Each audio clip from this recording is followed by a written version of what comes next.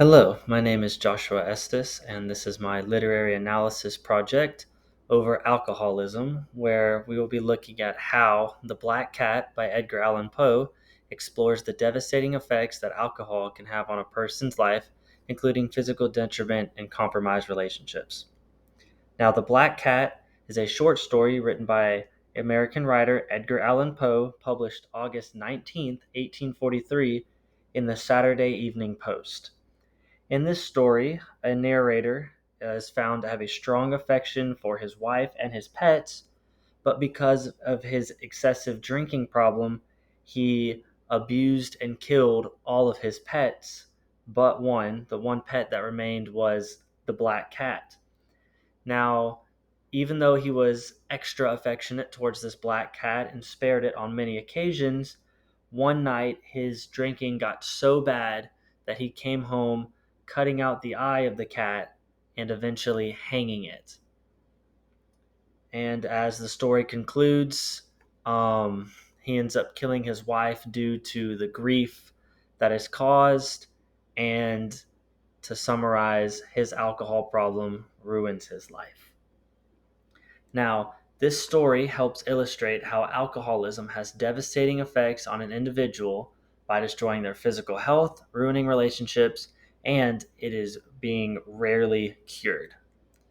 So, as far as ruining relationships, if we look at the black cat, um, it says, I grew day by day more moody, more irritable, more regardless of the feelings of others, which just goes to show the slow decline that alcohol causes, that a normally very lively and affectionate and loving man can be turned into the worst of the worst due to alcohol.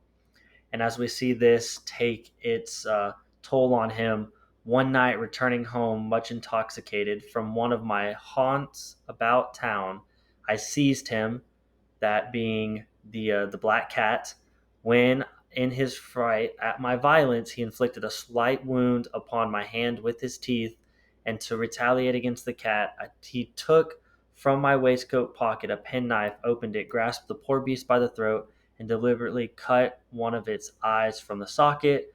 And because of his grief, by doing this one morning in cool blood, he slipped a noose about its neck and hung it from a tree. And ending the story, he also withdrew my arm from her grasp and buried the axe in her brain. She fell dead upon the spot without a groan. Also killed his wife. Every relationship he had was gone.